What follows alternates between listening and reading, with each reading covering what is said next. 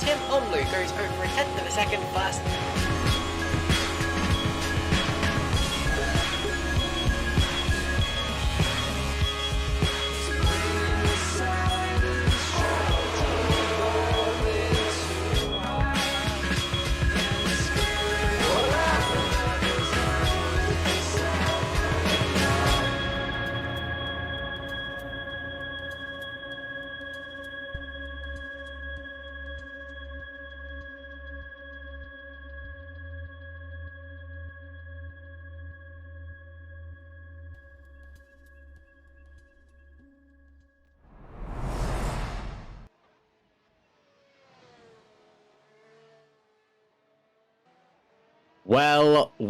Well, hello everybody and welcome back to what is quite a special race here at the Formula Trout League. We are back for round 7 of the Formula Trout Premier Series, and of course, as always, up first we've got the Challenger Split for the DAC Racing Belgian Grand Prix. My name is Ross McIntyre, returning to the commentary booth. Alongside me, as always, on comms and cameras, it's the one, it's the only, it's the man that you cannot stop.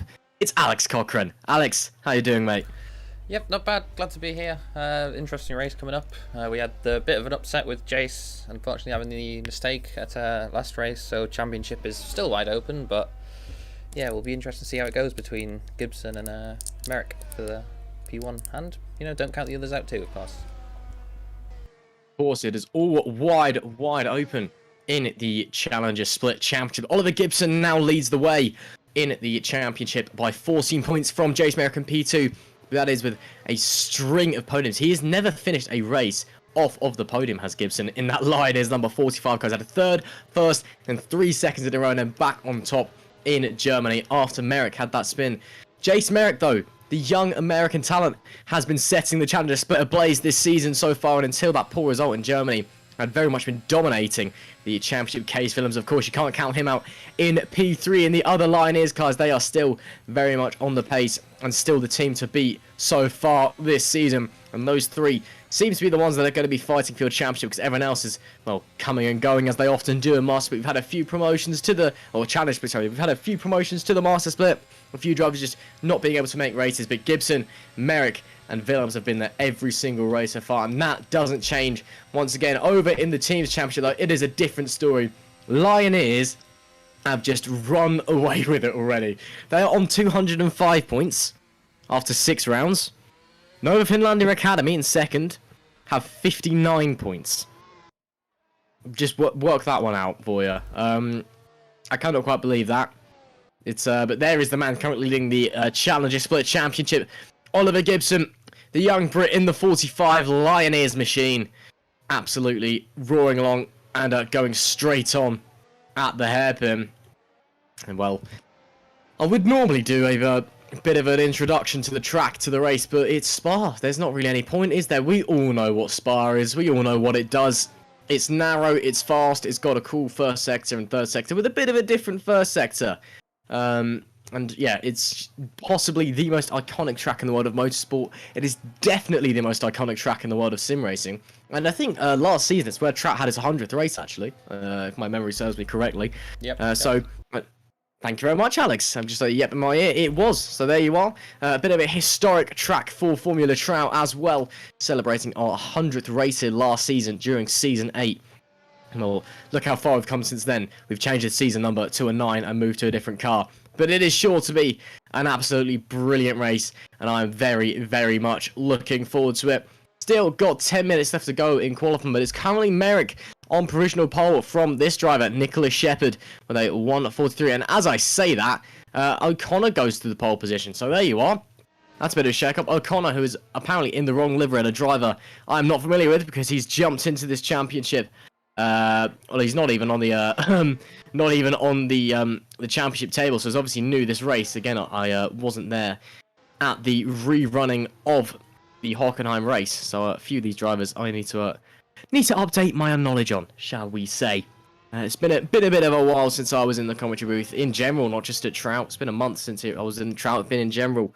Been a bit of time away, but I'm very, very glad to be back. Of course, very glad to be alongside you as well, Alex.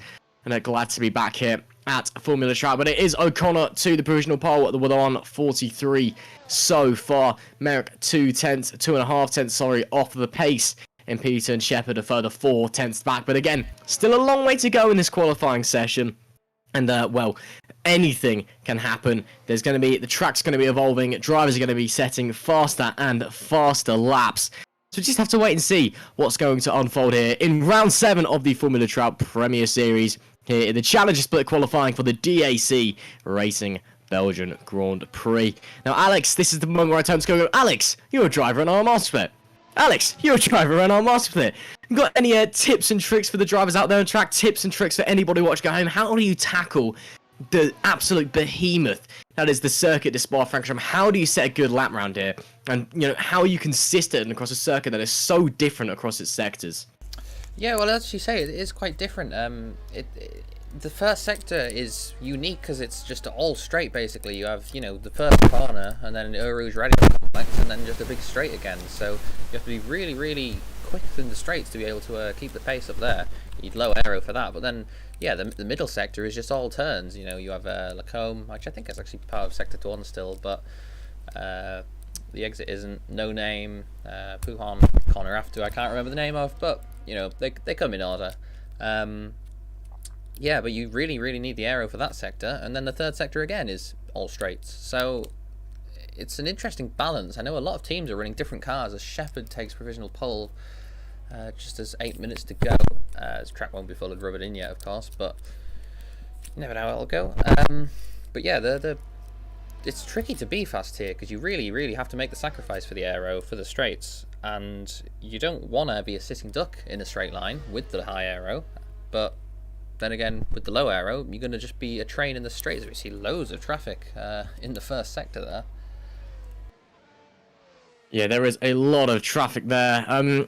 You remind me of a story I've once heard. I don't know if this is true, but it's a story I once heard about Michael Schumacher back in his Ferrari days. And he was complaining that he was losing too much time on the straights in the first section, over Radion and down to Lake On. And, he asked for 1 click less on the rear wing. The team turned around and said, Michael, if you do that, you're not going to have enough rear end for the middle sector, because that middle sector is all about how much aero you're carrying. And he just turned around and said, oh, let me handle that.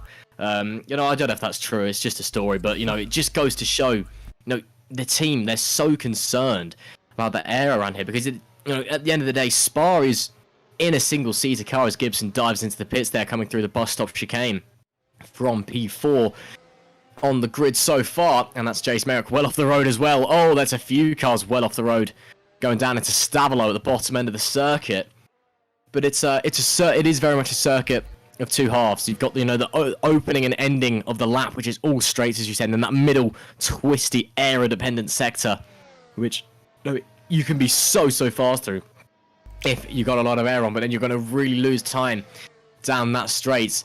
So it's all depending on what you can do, really. So it's going to be interesting to see. Oh, Alex, that was an O there. So, yeah, definitely. It's really interesting to note that, because you say about the aero and making the sacrifices. I know last season, Maxi Younger ran super low aero, and he had a really disappointing qualifying for that reason. But when it came to the race, he stayed out late, and then I think it was me and Halligan were just stuck behind him for lap after lap after lap. We'd be able to follow through Sector 2, get to the straights, and he'd just pull away, even in the slipstream, even with the DRS. So it really compromised my race. And for Maxi, it worked really well. He was helping his team out, helping his teammate with, I don't want to say no effort, but being fast in the straights is much easier than being fast in the corners, that's for sure.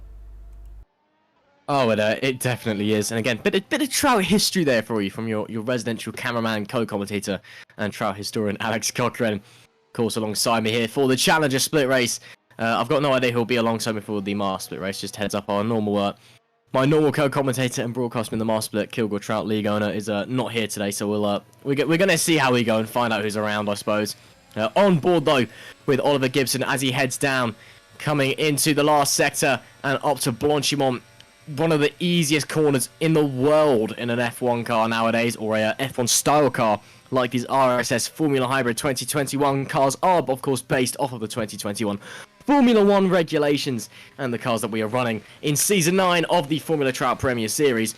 as he rounds the final corner with just under 5 minutes to go and starts a new lap. Let's ride on board with this, shall we? Down into last source, hard brake and get the car turned in. You want to take the tighter line possible in the qualifying session. A little bit of oversteer on the exit. During the race, you can take a slightly wider line if you're battling with another car to give you a big boost, and he's having to avoid cars down into Eau Rouge and Radion. But again, these cars have so much downforce. And it's just completely flat out now onto the Kemmel Straight, the fastest point on the circuit. Foot to the floor, overtake button pressed.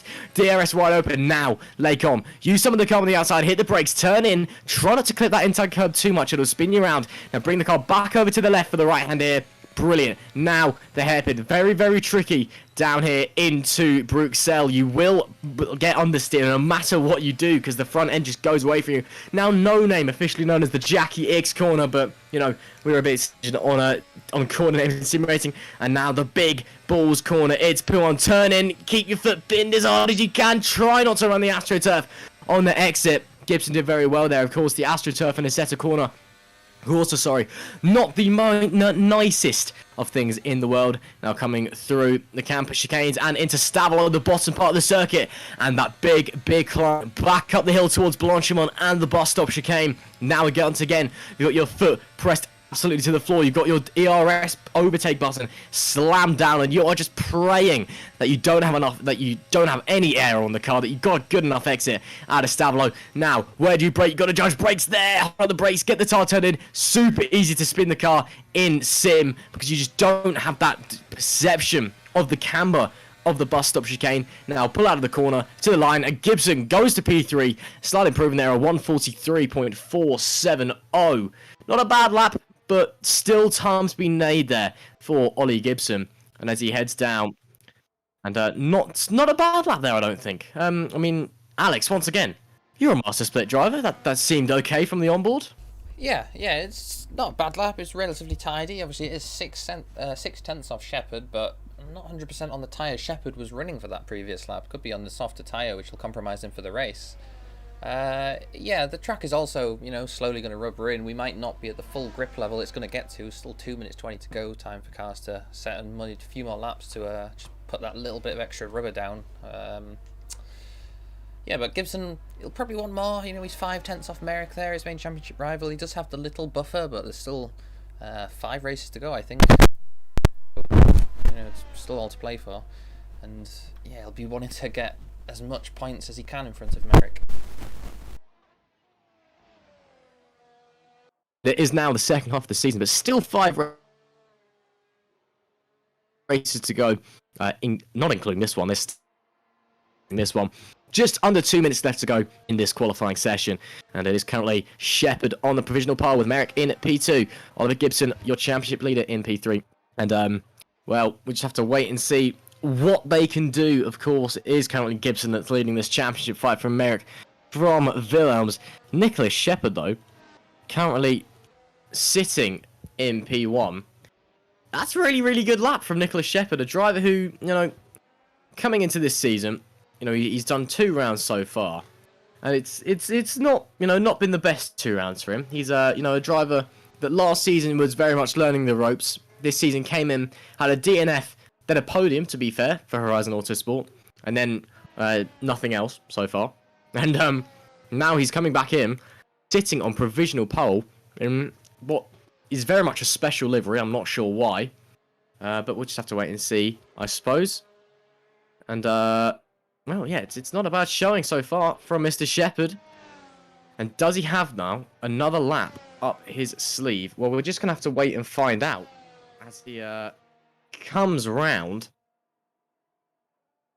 We'll just have to wait and see. Heading through the back section of the track now. And into the bus stop chicane, hard on the brakes. Make sure you get the front of the car pinned in. But again, as he comes into the pit lane and ruins my my hyping up of the lap. The bus stop chicane is probably the worst corner in sim racing for me. It's a corner I've always struggled with, and not because it's a hard corner. It's because in a sim on a 2D screen, you simply cannot judge your speed well enough and cannot judge the camber of the corner well enough. And in AC, it will just spit you out and you will lose the rear of the car. So that's that. 0 seconds left on the clock, though. Checkered flag is out in qualifying. And Jace Merrick currently at P2, nearly half a second off of Nicholas Shepherd. Can he improve on his time as he's through P1? Looks pretty tidy there. Maybe a bit, not enough using of track there on the exit. Gibson a second off in P3 and is coming to the pits as well. So Merrick looking like the only man out there who could be challenging Nicholas Shepherd for that pole position. Down the bottom end of the circuit. And now, the big run up to Blanchimont. We all hold our breaths no more than the young American behind the wheel here. Flies through a very easy corner in a modern Formula Racing car. Another bust up chicane, 1 corner to go. What can Jace Merrick do? Ran in the final corner, foot to the floor as he heads to the line. What's it going to be for Jace Merrick? It is pole position for Jace Merrick, a 1:42.352. A very respectable lap. Steals pole position by a 1/10 of a second from Nicholas Shepherd. Those two are a second faster than anybody else out on track. My oh my. That is a brilliant lap from Jace Merrick. But all kudos to Nicholas Shepherd as well. That was brilliant. And as the rest of the drivers come to finish their lap, Case Willems goes to 6th. Not the best result. He would have wanted a bit better for his own championship concerns and to extend Lioneer's dominance as well in the team's fight. And there is your pole sitter, Jace Merrick. With a very respectable lap indeed. On the C3 tyres, no less. And now then, a question that's on everyone's mind. Alex, strategy around Spa. It's a long track. It's harsh on the tyres as well. You don't have to reveal your plans for later, of course. Don't want anybody finding that out. But what do you think is going to be the better strategy around here? Do you think it's going to be a 1-stop or 2-stop? What's the driver's perspective on the whole thing? Yeah, I think it'll be a 1-stop. Unfortunately, this season with the tyres, they don't provide the most exciting racing. Probably be C. I think a lot of the cars are on the C3, so C3 to C2. I didn't check if anyone was on the C4 tyre, but I think that would be a similar strategy onto the C2, just pitting a little earlier and conserving a little more. It might help you on lap 1, but yeah, in the long run, you're probably not going to be able to gain anything there.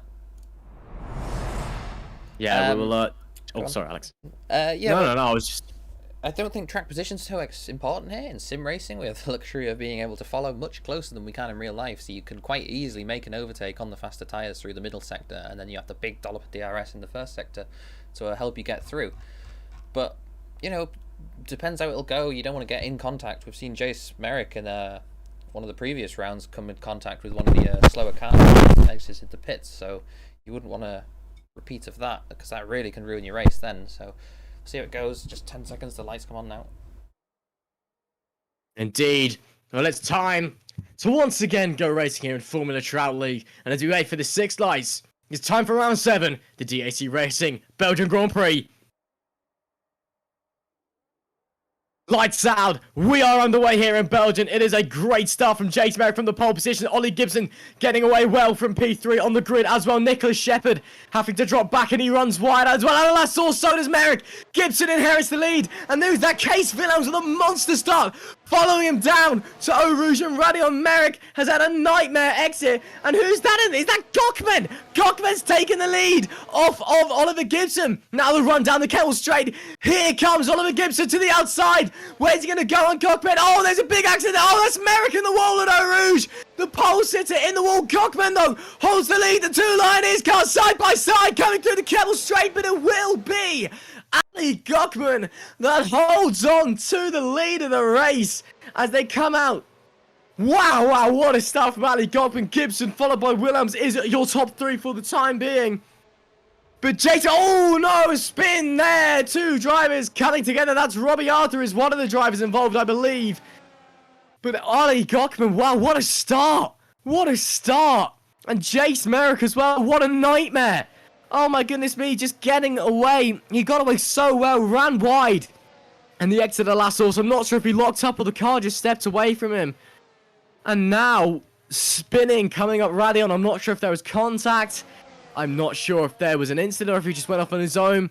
But that doesn't matter. Ali Gokman leads the Belgian Grand Prix on lap 1 heading through Belgium. He's already got a bit of a gap as well. 8/10 back is the gap to Ollie Gibson in P2. O'Connor chasing down Case Willems for P3. He's going to have a look into the bus stop chicane to the outside. Willems slightly later on the brakes, but overshoots the braking ever so slightly. No, manages to pivot the front end of the car in just about. But we are still riding on board with Connor as lap 1 ends. Ali Gokman leads this race after a blistering first 3 corners. But O'Connor, bit of a dive there from Nicholas Shepherd, the driver who qualified P2.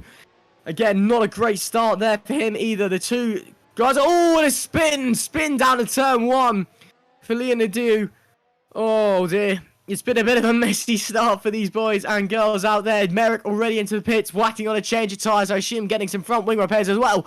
O'Connor trying to go around the outside of Case Willems now. Willems to the inside into the late comp chicane. Willems holds on to the position. But O'Connor still maintaining that close proximity, still all over the gearbox of the Dutch driver in the Dutch car. Of course, Case Willems will be looking for a good weekend, not just for himself, but for the nation of the Netherlands as well, with Max Verstappen up for the Formula 1 World Championship. But that's not what's relevant right now. What's relevant is Ali Gokman out in front of the 2 Lioneers boys. They'll be wanting to secure a 1-2. A 2-3 is fine, but it's not up to the standards that they have been setting themselves this season as they hurtle through Pouhon. And there goes some of the drivers down the back end of the grid as well. Running a bit. That's a spin! And who is that going half round? That's Mike Thompson. Very, very lucky there in the half spin. Great save. Again, Pouhon so easy to lose it around there in Assetto Corsa.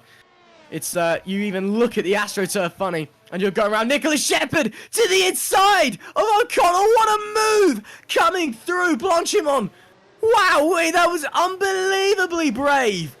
So much trust in his colleague out on track and gets the move done. Brilliant stuff. But O'Connor isn't done yet. He's not taking no for an answer. He's still chasing Shepherd as heading to La Source. Bit of a wider line for O'Connor, trying to get that momentum down, but not as good of an exit as Shepherd in front. Just couldn't quite get the vote down. Bertine Lutel's round at the exit of the bus stop chicane. Looks like that's a very late spin, that is. That's a very bizarre incident. Very, very late spin. And it looks like Nicholas Shepherd is going to hold on to P4 from O'Connor for the time being. But me, Alex, what a hectic start we've seen here at Spa. Yeah, definitely. Worst case scenario for Merrick there, dropping all the way to the back of the field. Don't count him out yet. Obviously, the race is long. He has pitted, can maybe get those positions back, running in the clean air, but yeah, not what he wants. And then meanwhile for Lioneers, perfect, you know. Willems was down in P6, P7 for the race start, and now he's already up into P3. Gibson P2, just got one to go in front, and I'm sure they don't really mind him being in front for the team championship or the drivers championship, because yeah, Merrick is right the way down there. Looks like one of our cars has gone over the comb. Merrick will just avoid that, I think. Yep. He will avoid it indeed.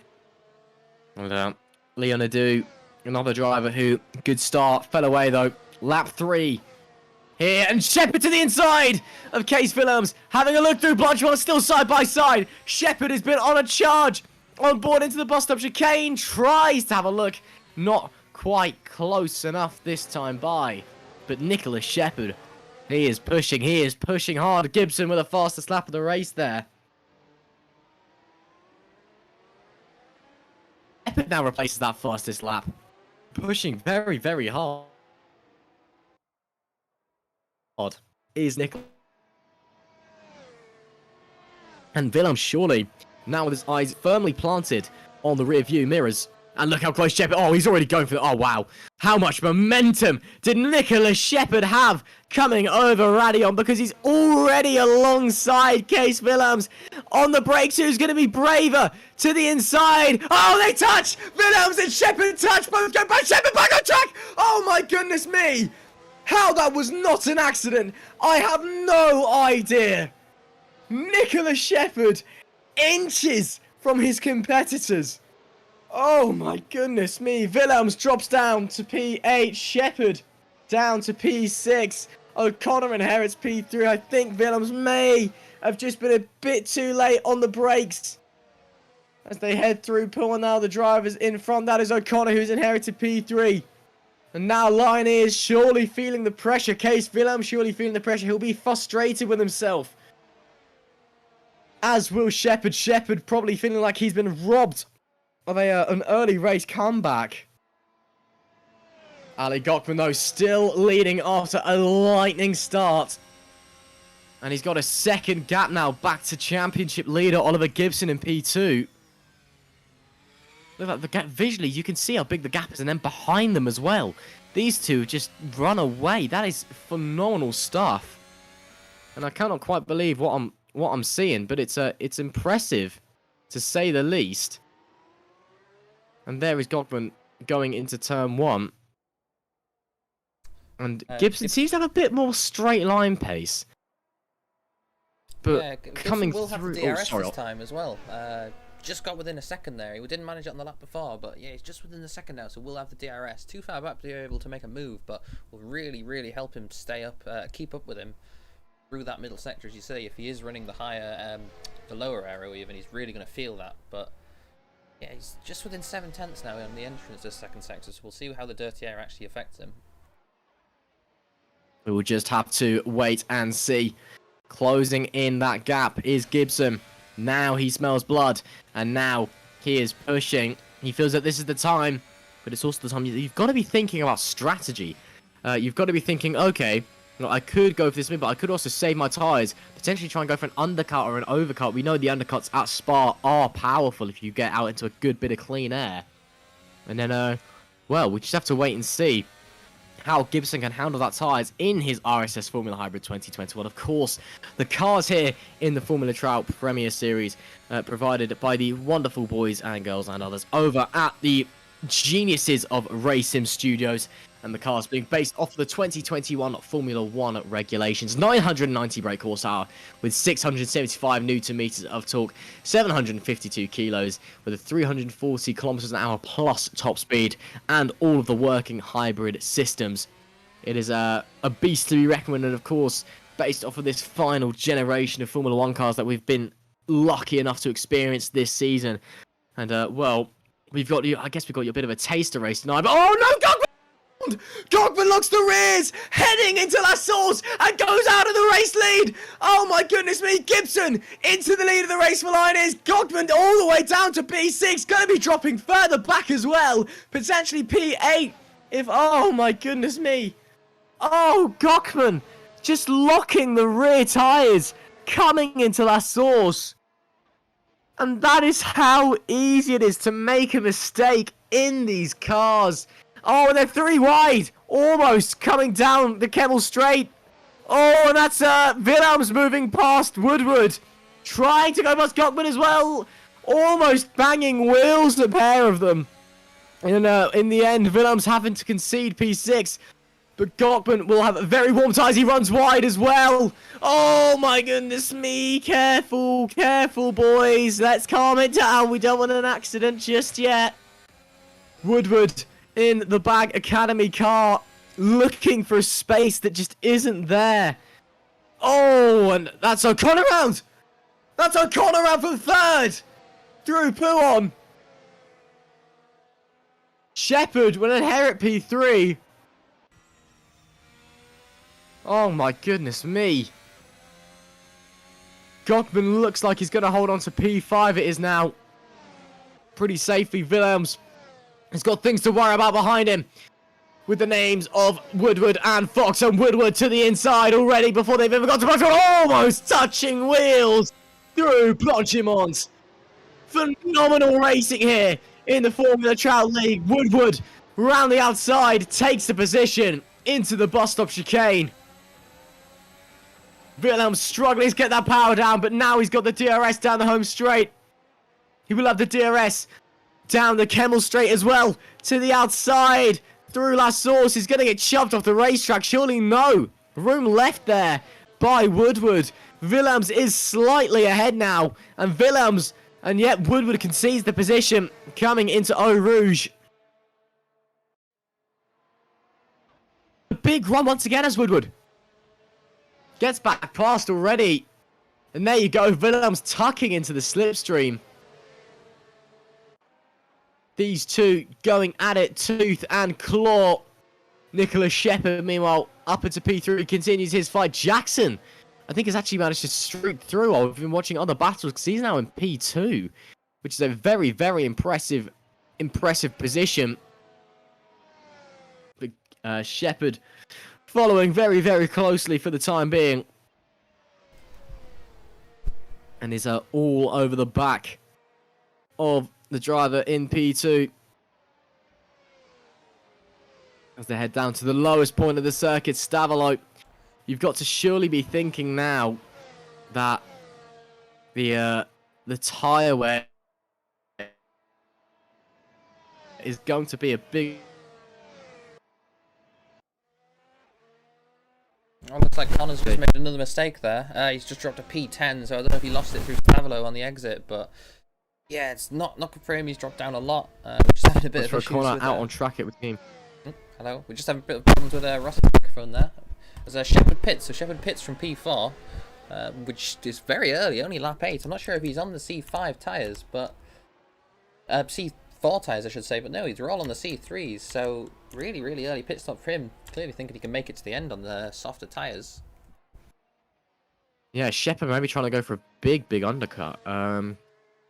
Yeah, very, very interesting manoeuvre there. We'll just have to see what his plan is. Gockman moves back up to P4, though. Woodward chasing him. Woodward got past Willems once again and is now all over at the back of Gockman. He'll have the DRS. He's going to get past Gockman, but who's braver on the brakes? Gockman slots him behind and concedes the position.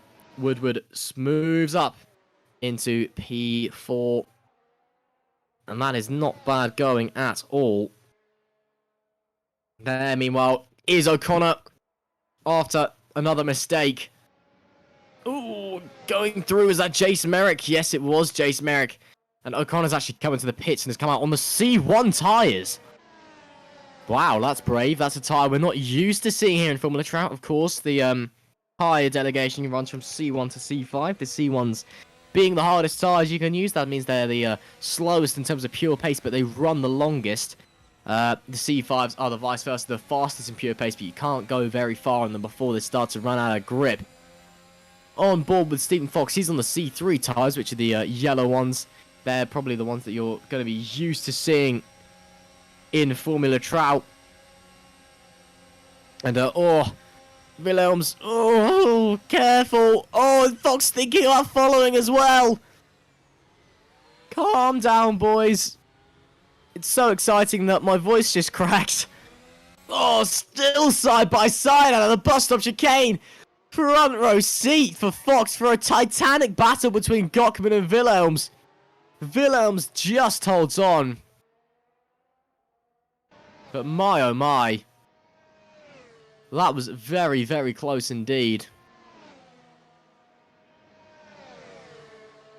And Willems now will take that position. Fox also getting past Gockman in the meanwhile, but they're going to have some tussles with the DRS.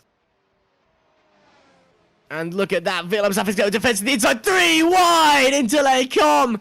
And it's Fox that gets in position. Gockman still having a look. Oh no, who's that that's gone around? That's Jackson. Oh, and he's got, oh my goodness me. Fox was brilliant reflexes to avoid the sideways Jackson there, who then falls down to P6 just in front of Gockman.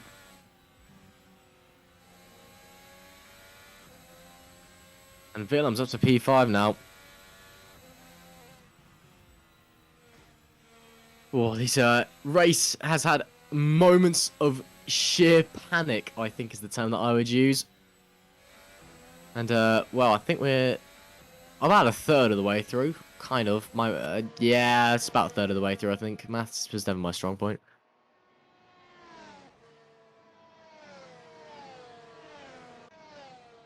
Desperately chasing. Fox down.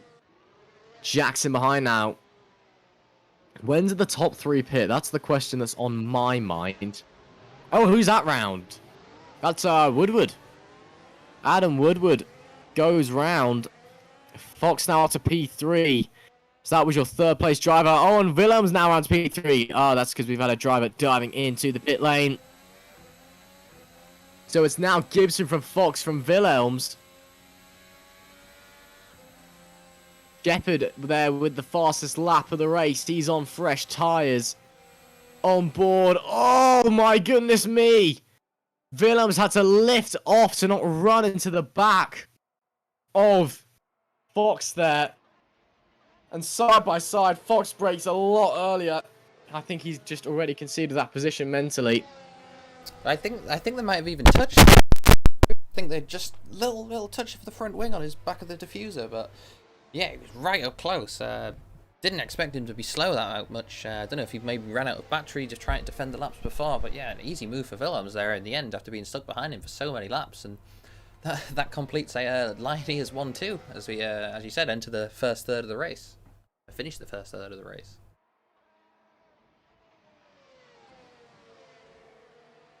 At Spa for the DAC Racing Belgian Grand Prix in the Challenger split. In case Willems currently holding on to P2 from Fox, but this battle has been ferocious and they've been swapping positions left, right and centre. And we'll just have to wait and see what he can do. Fox to the inside on the run to Blanchiment once again, and the DRS decides to back out of it. It was very, very close. And on the run into the bus stop now to the outside, but Willems will hold on for the moment. And apologies for the slight delay. Just a moment of technical issues there in the commentary box, but we are back now. And Fox maintains that P3 position. On the run, back down Shepherd, another fastest lap of the race. Yes, as they run. Jackson just dives into the pits. The lap first of the front runners to pit. Coming out P9, P10, I think. So not too much traffic in front of him, but yeah, we'll see how it goes. Obviously, the lap times, see how they go. He might be able to run a really, really strong undercut here. I think he has come onto the C2 tyres as well. The white-walled tyres, which are, I believe, the C2s. These white walls are the C2s indeed. As they head down the straight, of course, once again, just running through the tyres. C1 to C5 tyre compounds. C1 being the hardest, they are the blue wall tyres. You will rarely see them, but someone did come out on them earlier. They can run the longest, but don't have a lot of pure pace. C5s are the opposites.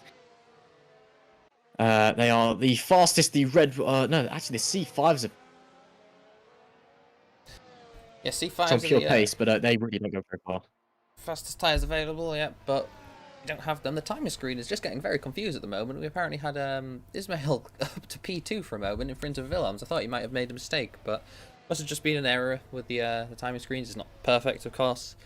And yeah, nothing's happened to the drivers yet, but we see Jackson here stuck behind Herta. He just left the pit lane. He's got the fresh tyres and can't overtake. Should be able to make an easy move down this straight, but yeah, it's it's the top four pits apart from Gibson, so they all come into the pit lane at the same time, trying to respond to each other. Don't want to get undercut. Merrick makes a move on Robbie Arthur in P11. Unfortunately, Ross is having an issue with his microphone as they go side by side into the bus stop. Merrick makes an easy move in the end. Jackson, that was as easy as you like around there. A few more drivers jumping into the pits as well, a little bit sideways though. Oh, look at all of the cars coming out of the pit lane. Goodness gracious me. That was more than enough cars coming into the pits for my eyes to handle. As they head into the DRS zone, side by side, Gochman and Fox, I believe that is.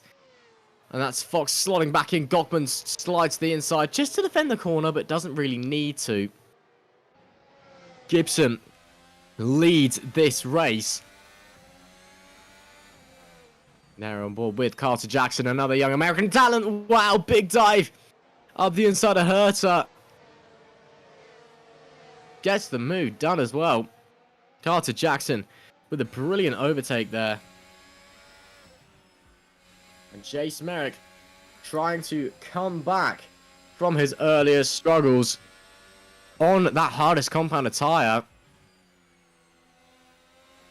And seeing what he can do, but as it stands, just unable to do anything. That tyre is just not quick enough and has to go onto the gravel to avoid slamming into the back of the car in front. Drops behind Arthur as well, who he's just overtaken the lap before. Disaster once again for Jace. Nothing he can do, just try and make his way back up. But after that mistake, yeah, it puts him well back. Absolutely. Gibson stayed out for another lap as well, which clearly did have the big gap, so clearly feels safe from the cars behind that are not going to be able to manage to undercut. We will have to watch the lap times. Obviously, they're on the first lap now, so at the end of this lap, the end of lap 13, will give us an indication on what the P5, P6, P7, what their pace is like. As they're side by side up at Rouge almost.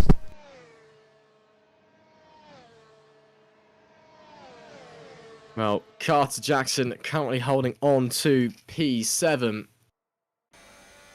but trying to see. Nope, now P6. Apologies, as he gets past Fox.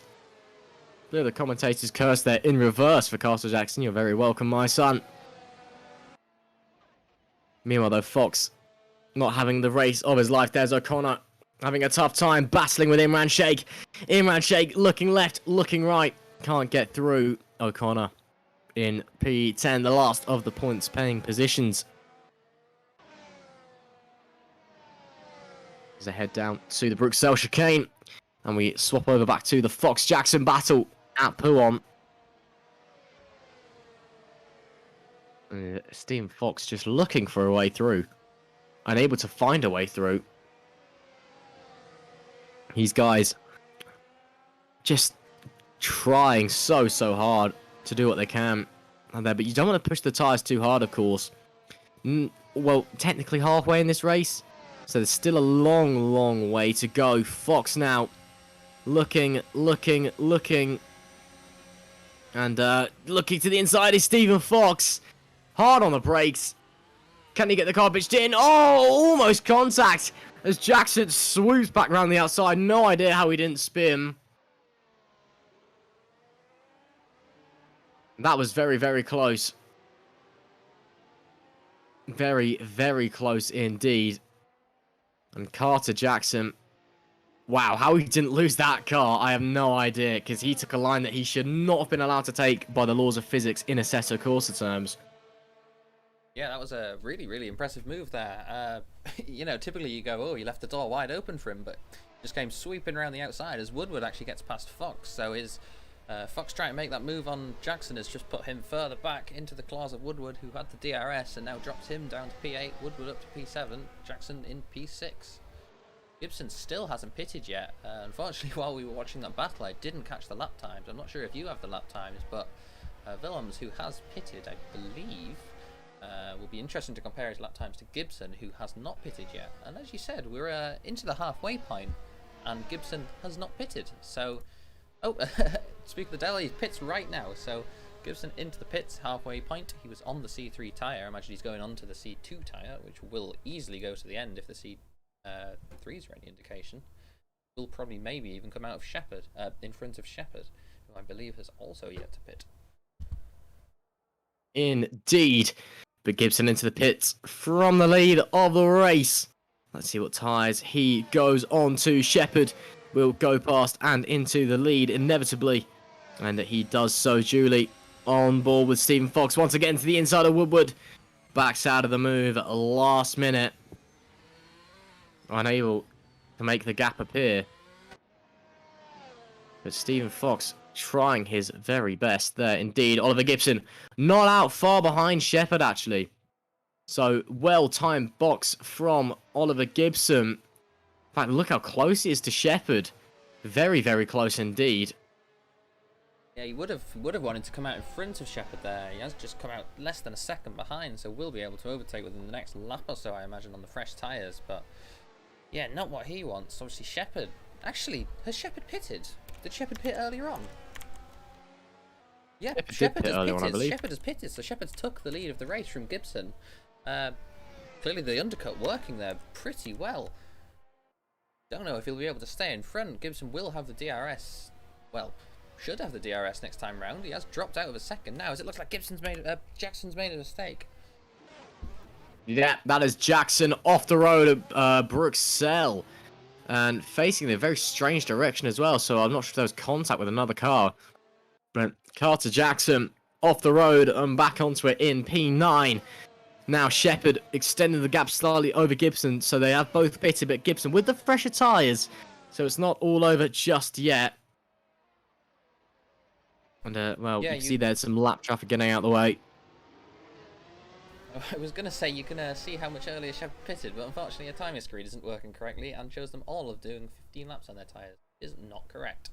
But yeah, Shepherd taking the lead there. Did not expect that. I'm sorry to Shepherd. I didn't think he'd even pitted yet, so impressive to see. And yeah, Gibson not able to keep up just yet. He's just dropped out of the DRS a tiny bit, 1.2 seconds, so won't have it this time round.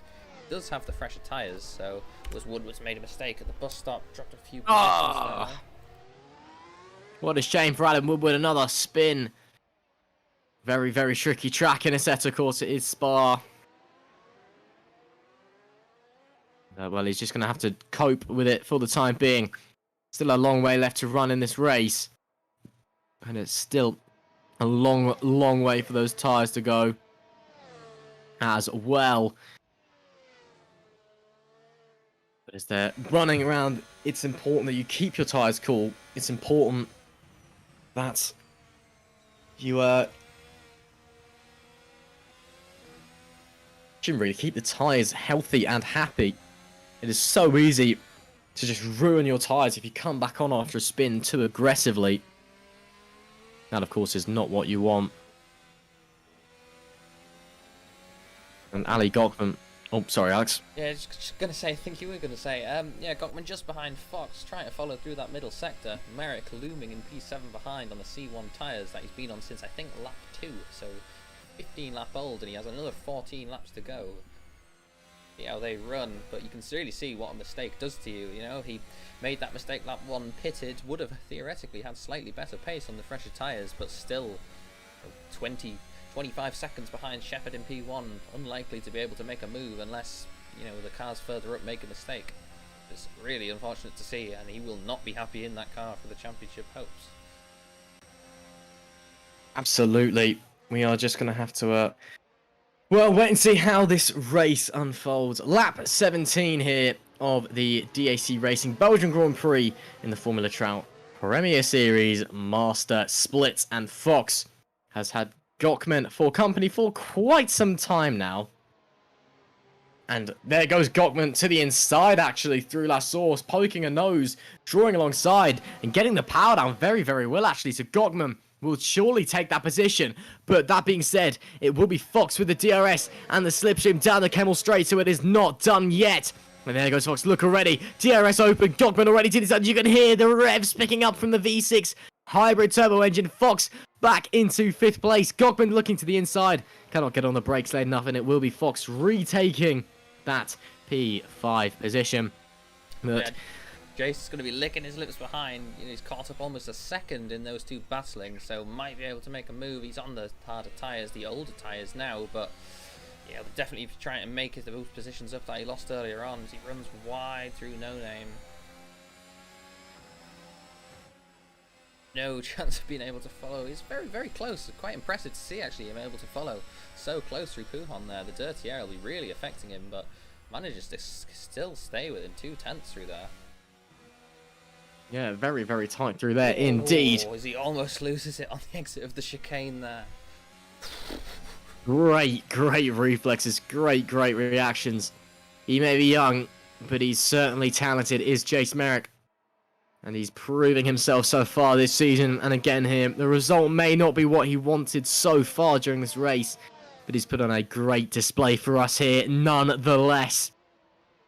And he's still giving it his absolute everything out on track. I know many drivers in sim racing make one mistake and call it quits, but not Jace. He continues, he pushes all the way through to the end. No matter how frustrated he may get in the end, he will give it his absolute everything. And, well, he's really proving himself out there in the Challenger split there. and still pushing the absolute socks off of that Lioneers car. And is it me, or does he appear a bit closer to Nicholas Shepherd? No, definitely, he's right on his gearbox compared to where he was before. He had the DRS that lap, managed to close right up to him, and now he's just within 5/10 in this middle sector. Don't know if he'll be able to overtake this lap, but yeah, it's definitely coming. He's been past the car throughout the race, but Shepherd just managing to stay in front at the moment. Exactly, we're just going to have to wait and see what Gibson can do over the remaining 11 laps here at Spa. Of course, a historic circuit both in the real world and in Formula Trout. Seems like just yesterday we were celebrating 100 Trout races here in Season 8. And now Oliver Gibson looking to make it a historic track for himself as he searches for another win, and he locks the rear slightly. Heading into the bus stop chicane, the rear was sliding left and right, but he holds on just for the time being. That being said, Shepherd is feeling that pressure. He is feeling the attack from Oliver Gibson, and Gibson is not done yet on the run down to Eau Rouge. And if he stays behind, which he will do, he'll get the slipstream, he'll get the slingshot, he'll get the DRS down the Kemmel Straight. He runs slightly wide to get that clear, and the DRS will be open. He's already back into the lead of the race. Shepherd's already moved behind him. The move's done at the start of the straight. Oliver Gibson back to the lead of the race, finally, after so many laps, stuck behind Nicholas Shepherd. Oliver Gibson takes the position. And boy, oh boy, what a move that was, all over the back. That was absolutely brilliant stuff there. And oh, that's a big accident in front. Oh no! Shepherd round! Oh no! Was that Imran Sheikh? No, it was Juan Odendal, who went round on the X to the no name and has come together with, oh my goodness, with Nicholas Shepherd. Oh, Let's put Shepherd no. out of the race as well as he spins again and collects another car. Oh, I cannot believe what I'm watching. That is, Nicholas Shepherd. You have to feel for Nicholas Shepherd. Juan Odendor is going to have some questionable reports after this race. Nicholas Shepherd out of the race. Case Willems moves up to P3 as a result. Oh, I cannot believe what I've just seen. Yeah, it's super unfortunate. Obviously, he didn't mean to do that. He just lost the car. Lost the car out no name, and then lost the car again. Would have had hot tyres, maybe some damage, but yeah, super disappointing. And it puts Willems right on the back of the battle for P2 as he got the DRS already. You know, 7 seconds. He lost that lap. Puts the cards back on for a Lioneers but 1-2. We'll see how it goes, but if Gibson anything to go by and Shepherd, this will be an easy move on the car in front. It will be indeed. And on board with Case Willems on the back of Ublau and looking for the move. And he's in the DRS. He's got the slipstream. He's pulling it to the outside. And there goes Case Willems up into P2. And that was pretty easy indeed. And all that confusion and mess, it's put Merrick back up to P4, so a lot closer than he's been before, a lot more points than he's had before that he's going to lose to Gibson. A lot less points he's going to lose to Gibson after his mistake, but yeah, really, really unfortunate for the cars in front. Put 1-2 for Lioneers, massive points haul for them, and yeah, Shepherd's out of the race with 0 points, 0 result to show for his efforts. Yeah, indeed. Formula Trout, more twists and turns as the seasons go on. And, well, here in round 7, yet again, it has been just another brilliant race so far. And we've still got a fair few laps to go. Meanwhile, Stephen Fox trying to recover and trying to get past Jace Merrick, who, to be fair, has done a spectacular job. And he's all over the back of the man at P2 in the championships. And coming through the bus stop chicane. And still too far back for the time being. Merrick is making those C1 tyres work, and he is making them work well. But with all that being said, still out the front. Arthur just made a mistake there, going slow through Stavolo. Got it going again, but back in P10, sorry, the last of the point scorers. Indeed, Robbie Arthur trying his best.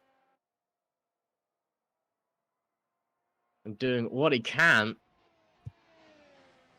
Okay, at this stage in the race, it's more about just bringing the car home more than anything. A lot of these drivers... Oh, that was a bit wide from Gibson there. A lot of these drivers will be starting to feel the fatigue, starting to feel the wear and tear on their rigs, on themselves, on the cars.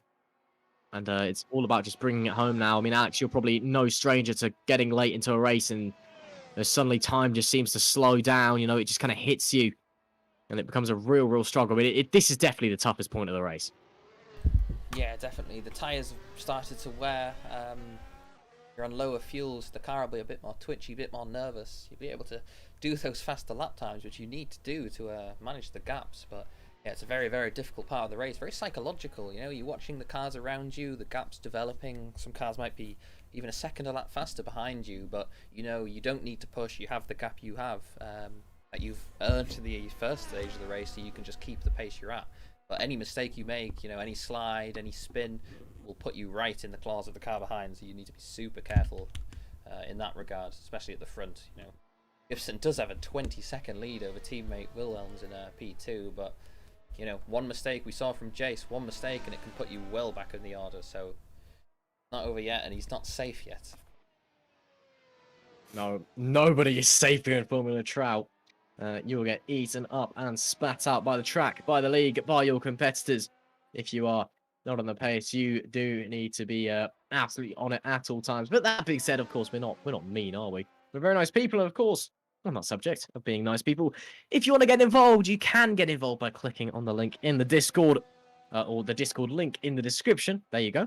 If you want to find out about the league, get involved. If you're not already, find out, get to know some of the drivers. We are all very nice people. And of course, if you've got any questions, you can always just drop myself a message over Discord. I'll be more than happy to read it.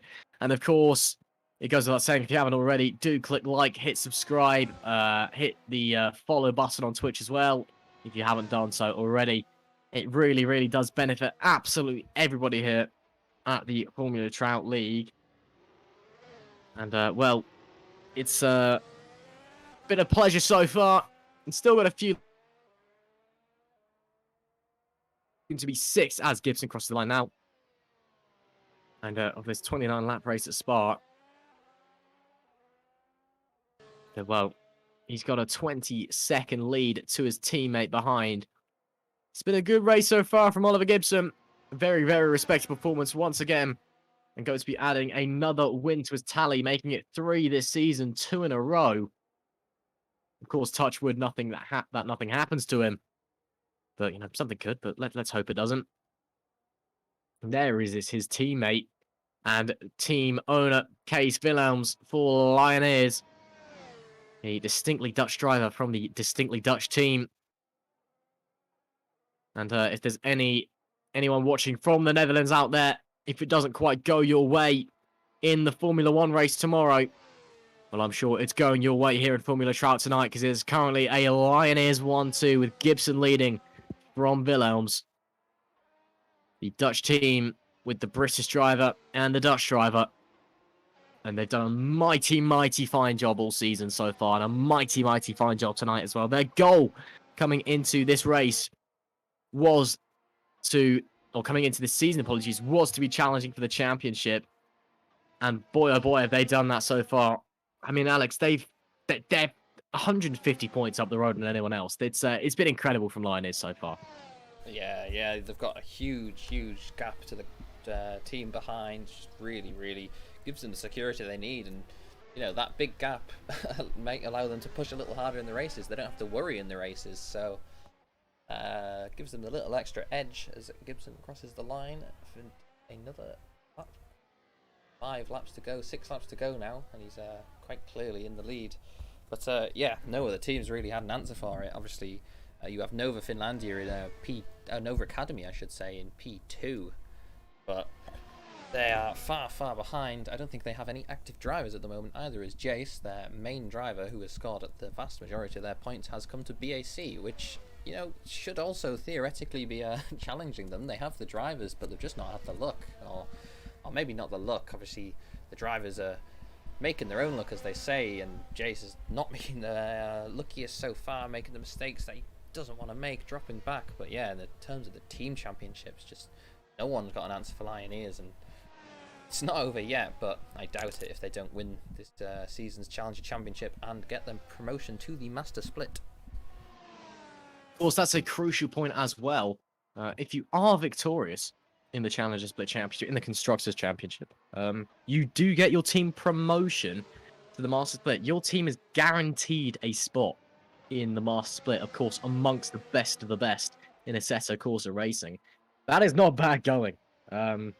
Yeah, that's not bad at all. It's you know, a lot of people I know will look at the Challenger Split and think, oh, it's just, you know, the new kids on the block. But no, there is a real sense of importance around it. And of course, the new kids on the block, they are the stars of tomorrow. They're the ones you need to be watching. I mean, it's basically the F2 to the F1. I mean, you know, I love F2 anyway. I mean, my mate, actually, Oscar Piastri, literally just went and won the F2 championship this morning. And I slept through the race because I forgot it was on. Don't tell my dad. Because he manages him.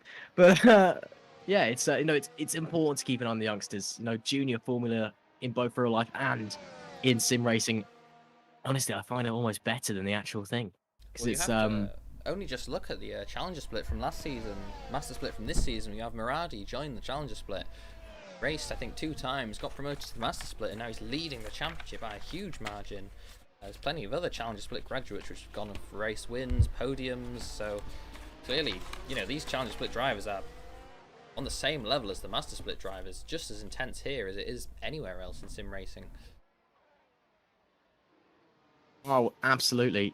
It is intense. And as I was saying, you know, it's almost a bit more exciting watching these guys because you know they're the stars of the future. You know, if there's any Football Manager fans out there, we all love our cheeky 18-year-old Colombians who come in and set the league alight. It's the same thing with the Challenger Split. You know, you love seeing the next hotshot sim racers coming through and, you know, staking their claim and showing this is why I should be racing amongst the best. This is why I should be out there in the Formula Trout Premier Series Master Split. On board with O'Connor in P8 for the time being. On the way down into the Bruxelles chicane. Again, a very, very tricky corner in a single-seater. Because it looks a lot faster than it actually is, and you're going to get that front understeer. And O'Connor on those C1 tyres, those blue-walled C1 tyres, the hardest compound you can get for an RSS Formula Hybrid 2021 car. But he's making them work, you know. He's doing a good job. Yeah, on that topic as well, another driver that's making those tyre works, Jace Merrick, who had those mistakes earlier on, pisses onto the C1s, and now he's fighting Ublal for P3 here, right on his gearbox through Blanchemont. Might be able to make a move into the bus stop, maybe. Thinks better of it this time, but as Ublal runs wide, will probably keep the position, but I'll leave that up to the stewards if he's allowed to do that. We've seen plenty of controversy of that in real life Formula 1, you know, cars going wide, keeping the position when they have lost the position. As he does let Merrick through, so clearly he does feel that, you know, he did not deserve that. So props to Ublal there for letting Merrick through, puts him up to P3 after the mistake earlier on. He was running P8 earlier, so good recovery drive for him for sure, but 20 seconds to Gibson and Wilhelms, and then another 6 seconds of gain. So Gibson could even do another pit stop and would still come out in front. We only have 3 laps remaining here at Spa. Indeed, we do. There is your race leader, Oliver Gibson.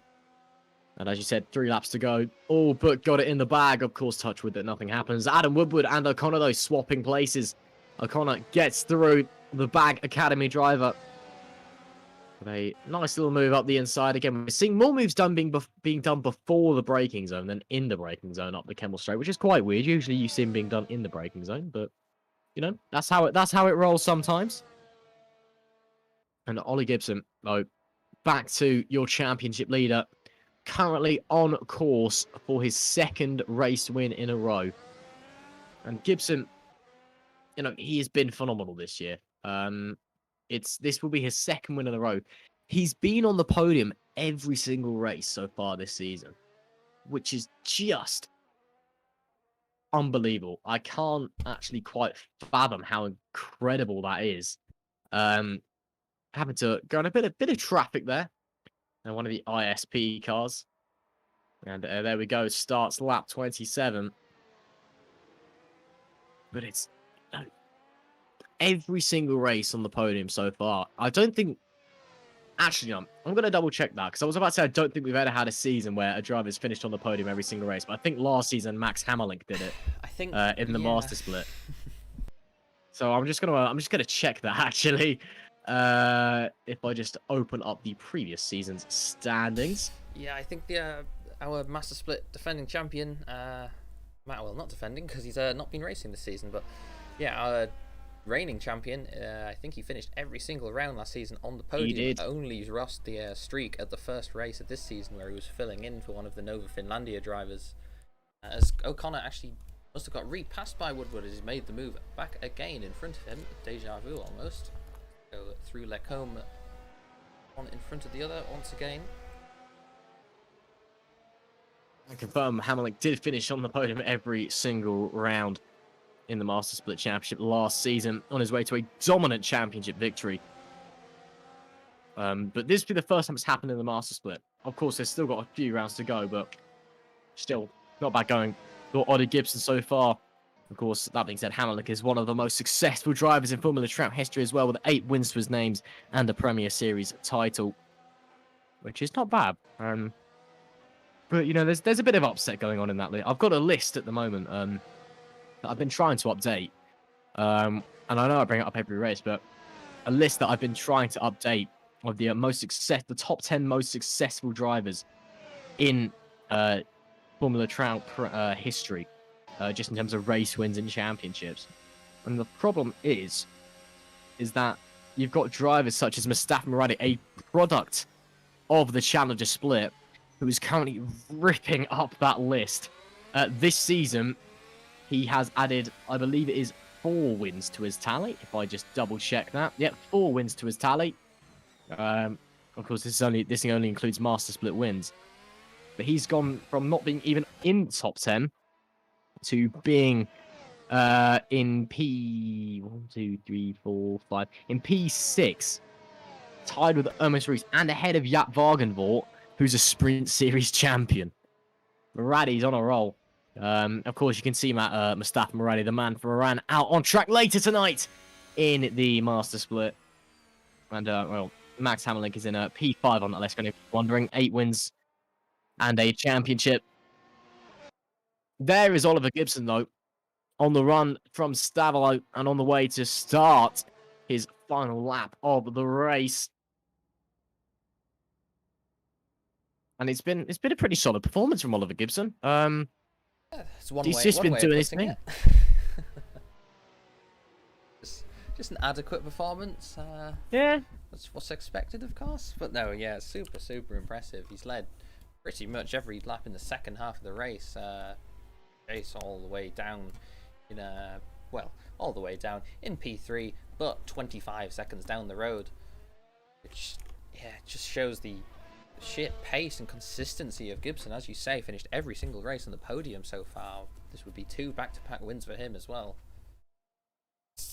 Nothing really anyone else has got to answer for him. Indeed. But as he starts the final lap of the race, it's been another brilliant performance from the young Brit. That is Oliver Gibson, the driver who... Oh, that is Adam Woodward round once again. Not quite been his day, has it? Adam Woodward in the Bag Academy car. Of course, Bag Motorsports was the team that won the Constructors' Championship last season, with Giovanni Amorum and Bruno Amorum at the wheel.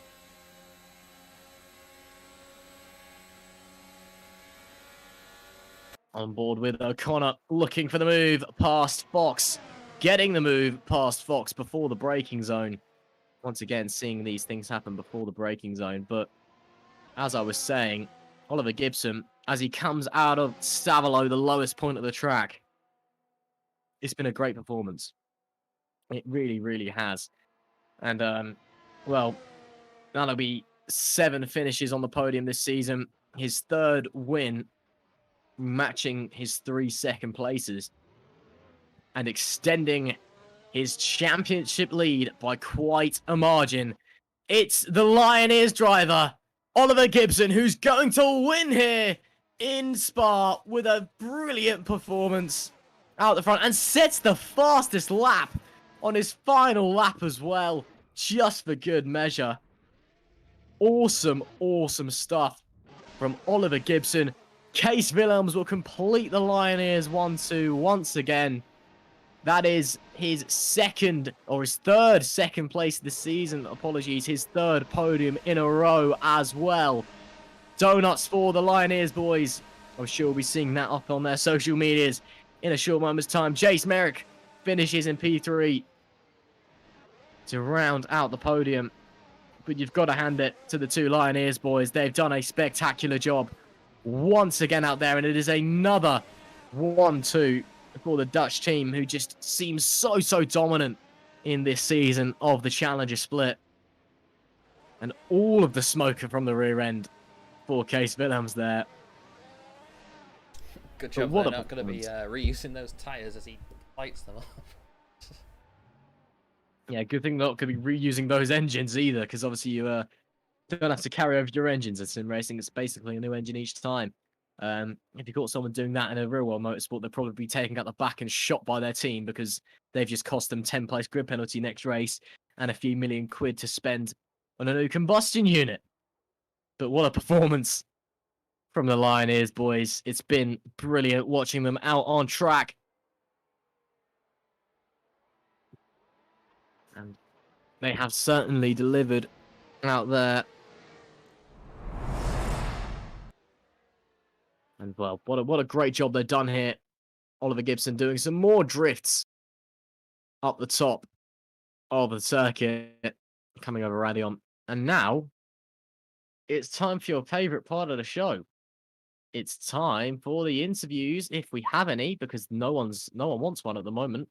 There we go. Go on then. Caseville, obviously, he always wants an interview. Let's not make any exception. Case, another 1-2 for the team, another 2nd place for you. You must be feeling pretty happy. Oh, I'm feeling incredible. Going into this race, both me and Oliver weren't very confident, to say the least. We're struggling a bit with our pace. We didn't think, well, maybe we're not going to finish in the podium today. Who knows? But I guess it's kind of like Hockenheim again. We come into the race, we're not too confident. We come out of the race, we get a 1-2. It's incredible. I didn't expect it. My race was not the cleanest, to say the least. I had a great battle with Nicholas Shepard back in Hockenheim, but I guess this time was a bit different. Unfortunately, I was a bit brave to go for a move into turn 7, I think it's called. I'm not sure what it's called, at the end of the Camel Straight. I was on the inside, he was on the outside. I was side by side, and unfortunately, we both tagged each other. Very unfortunate. So, if you're listening to this, my bad. But yeah, I was lucky to avoid a couple of spins. That was very good for me. I did, unfortunately, I activated my DRS by accident one time. So I think I should be safe to Jace Merrick behind. That was what we were really worried for at that stage of the race. But maybe if I get another time penalty for that incident with Nicholas or something else on the race, maybe I will have to lose my P2. But if not, I'm still going to be happy. Still going to be a podium. It was a great race for me. That's brilliant to hear. I'm also, well, there's a few people I want to interview, and obviously we've only got space for a few, so I'm actually going to drag your teammate in as well, just for a joint interview. Ollie, can you hear us? Yes, I can. Well, another race win for you, my friend. Brilliant result out there, and extending your championship lead as well. Just ask your team boss the same question. You must be pretty happy with that one. Yeah, well, we went into it thinking, we're not really the biggest fans of Spa, so, and I don't know if you remember, last season Spa in GA with all the spins and the crashes. Yeah, and it wasn't great, was it? No, it's not ideal, but I'm glad, it's we've done better, and it's kind of like redemption for that race. So I'm really happy about it. Well, that's great to hear. And again, Case, back to you. You know, with Ollie's winning your P2 once again, you've extended your championship lead by quite some. You're borderline uncatchable at this point in the constructors. You came into this season with the goal of winning the constructors, and you're currently dominating it. Are you already setting your eyes on next season in the Master Split? Oh, absolutely. I'm setting my eyes on that. Obviously, with how we're doing with the challenger split right now, it's really great to see. It gives me confidence that we won't be lost, at least in the master split. But yeah, I'm very confident we might be able to win constructors and maybe even the driver championship this year. I had calculated just before going into the Spa races that if me and Oliver were to finish third and fourth, and Jace and someone else from Take Tax Racing would finish second, we would still come out ahead in a constructors championship by the end of the season. So that was at least some good news. Is that if we wanted to win that, we would only need to finish like third and fourth. But obviously, we want to give it the best. We're Lions. We like to give it a little fight out there. So yeah, I've definitely got my eyes set for Master Split. I'm really excited what it has for us if we get there, of course. Well, let's just see what the future holds, boys. Thanks so much for joining us, and another one too. Awesome result. Thank you, Ollie and Case. Thank you. Thanks for commentating. Thank you. It's no troubles, my friend. There was your 1-2 finishes, Case and Ollie. Now we're going to pull Robbie Arthur in, because why not? He was next in queue. Robbie, can you hear us? Hello. Hello. Well, how was that then? Was all right. I mean, started well. I was being engineered by Stephen Heppener, so it was all good. I thought I'd take it easy off the start, which we did. Few cars went flying off, so we managed to capitalise. I think the highest we were a day was 10th. We were all right. Then I made 2 errors. Don't know if you got them on stream or not. Maybe, I don't know.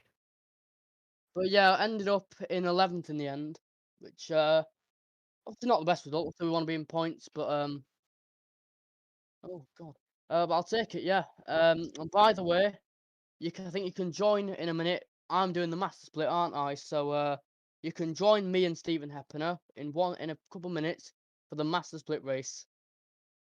You can indeed. Well, yeah, I'll get onto that in a minute, but yeah, stay tuned. Thanks for joining us, Robbie, and I'm sure everyone will hear from you in just a little while. Yep. See you later. In a bit, my friend. That was Robbie Arthur, and as he said, I'll get onto that in a minute. You can join him for the master split race, but now, well, it's the one we've all been waiting for. Jace Merrick. Jace, can you hear us? Yes, I can hear you. Well, yeah, it was you know what? Go ahead and do your spiel. Before I say Well, what I want to say. You sound disappointed, and I can understand if you are, but I mean, yes and no. Like, honestly, who was the unmarked car that hit me in the back of Eau Rouge Radeon? I'm looking at the replay and I can't tell. Unfortunately, I'm not sure. We didn't quite catch that instant. We only saw the end Either of it. way, I'm all for advocating a split before people like Nicholas, me, and the Lioneers, because these guys are just too slow. They're too much of a danger on track. Well, Yeah. that's how it is sometimes, unfortunately. But what I was going to say anyway is, you sound disappointed, but that was a I mean, phenomenal comeback drive. To get up to where you did on such a long stint, that yeah, was an it incredible. shows that I'm a hell of a lot better driver than 90% of the people out here. And in fact, I think I was actually going faster than Ollie those last few laps. So once again, got the short end of the stick. How many times has this happened now? How many times have I said that? You, I think. Yeah, luck hasn't been your friend this season, Yeah. has it? Yeah, honestly. I just hope when I go to Master next season that people be a lot nicer and a lot less stupid. Well, So sometimes yeah, sometimes at race least cars just end up that way, don't they? at least I get a good break in between now and Barcelona. Just you know, let myself relax, I guess. Yeah. Well, we'll just have to wait and see. Enjoy your yeah, that's a good note actually. I'll mention that in a minute. But yeah, of course, a great performance out there nonetheless. Thanks for joining us, Case. And you don't let that result take it from what a performance it was. It's been a tough race, but you've done very, very well. No, when I started the season in Melbourne, I didn't expect to set the world on fire, but I just want to push the envelope, see how good I can do before I go into Masters next season.